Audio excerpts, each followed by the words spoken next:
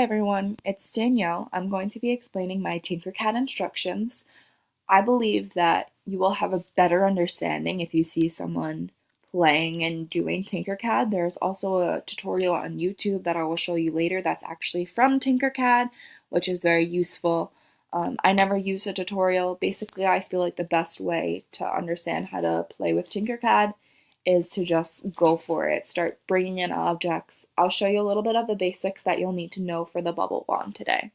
So on my instructions, I have step 1 is to open Tinkercad. So I'm opening Tinkercad. Step 2 is to sign into an account. If you don't already have one, you can just sign up. It's free to make an account, but since I have one, I'm going to sign in. So I'm just going to put my email in and my password, and I'm in. I'm not going to stay signed in. So once you sign in or create an account, this is basically your workspace. This is where all your designs will save. I have plenty of them. There's some boats from last semester. I made a football. There's a lot. It automatically saves your designs just like Google Docs would. So I'm going to create a new design. That is my next step. So while we're waiting for this to loading, my next step is going to be to get the files. Now, you'll be able to download the files straight from Blackboard, but since I'm not a part of your numeracy class and I created the files, I have them in my downloads. So these are the two files. Once you download them from Blackboard, you won't want to click on them or anything. You'll want to do is import them. So if you download it on your computer, so I'm going to go to import. That's my next step. And I'm going to click choose a file. So since the file is downloaded from Blackboard, it's going to be in my downloads file. So there's two. There's a cylinder stick and there's a rectangular stick. I'm going to work with the cylinder stick today. That's how I'm feeling. So I'm going to choose it. I'm going to select import. Alright, so now I have my bubble wand file in my workspace. I can move it around just like by dragging the mouse. I want to keep it on the grid. So I have my wand on the grid. Now, I want to select the shape I want to use for my bubble and the hole and all of that. So, let's say today I want to work with a box. That's how I'm feeling. There's other shapes here, but you're going to want to stick with these basic shapes.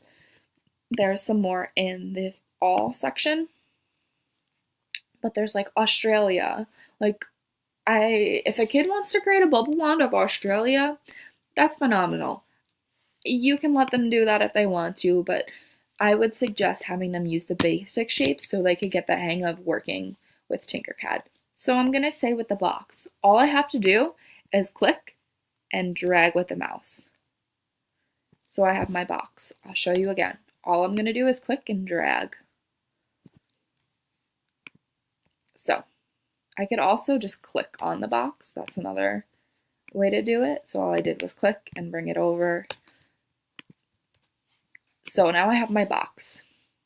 Now I'm going to play with the dimensions. You see all these little white boxes? They play with the dimensions of the square. So I'm going to make it wider, make it longer, wider, however, fix the area of it, I guess. And I'm going to make sure it's connecting. I don't want to put the box here because it wouldn't connect. It wouldn't be a wand then. Everything has to connect. So it's touching, it's intersecting. I don't want to go too far in where it could be over here. I just want enough of the tip in there. And I don't want to go too far or else it'll mess up with my hole. So, just a little bit. Now, I obviously don't need it to be this tall because it's just a bubble. And you see how much lower the rest of my wand is? I kind of want to try and make it even with that. It's okay if it's not perfect, but you see you don't want to go that far down, because then you could see the stick of the wand. So I'm going to go about here.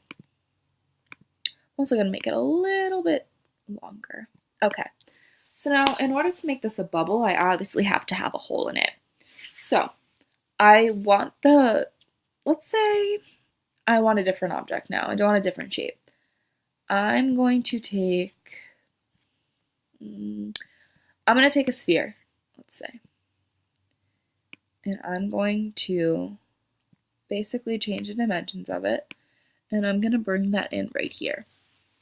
In order to make a hole, there's two options. I have solid and hole in my shape. I'm obviously going to click hole, and I want to make sure that I have gray space right here. So this will ensure that there eventually will be a hole. Now, in order to get a hole there, in order for you to actually see the hole, you have to group the objects together. So on the instructions, it says, when you have your design, so I want my hole right here. You're going to make sure everything is connected and touching. You're going to hold down Control A to select the whole object. So once I have selected my whole object, I want to group the object. So grouping the object actually snaps the whole thing together to become one file. So you could either click this button right here or press Control G.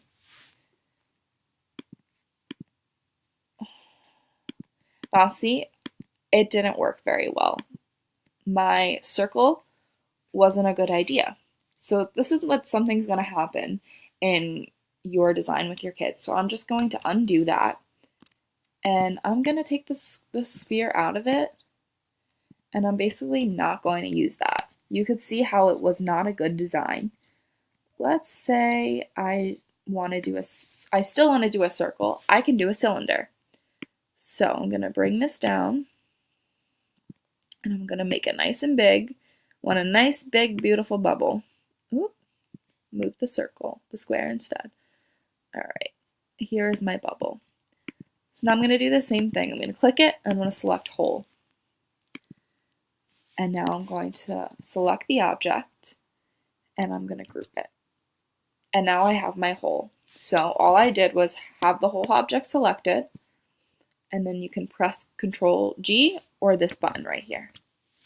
So now I have my file. So now I'm going to change the name of it to the child's name. I'll just say this is for Danielle, and bubble wand. So I'm going to press enter. So now step 13 is to select export. So I'm going to export, which it says download for 3D printing, and I'm going to select STL file. So now that file is in my downloads. So I'm going to go and I'm going to send the file to me, because that's what you will do when you have your file completed.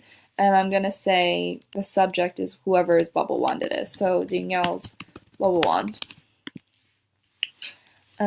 So now I also in the email want to include 3 colors that the child wants in there. So blue to green, and 3 will have yellow. And then I'll just put the name again. So now I'm going to go attach the file. So I'm going to go to attach file, and I'm in downloads. Okay. So now I named it Danielle's bubble wand, so it's right here. And right here you can see what my bubble wand looks like, and I'm going to choose. And then you're just going to send that email. So before I go, I did want to show you the YouTube video, how to access it for another tutorial. You can also go back to Tinkercad, and you can learn more about how to use Tinkercad by clicking on Learn. So there's step-by-step lessons on how to create whole, scale, copy, paste, and there's also videos. So if these videos aren't working, you can just type in YouTube Tinkercad tutorial video, but this is where it'll take you. It's a 3-minute video. Welcome to Tinkercad. And it just shows you how to use Tinkercad. Pressing the plus and minus. And it shows you more how to use it. I'm just going in the basics today.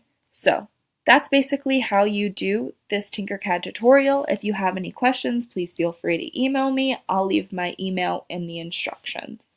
Have a wonderful day.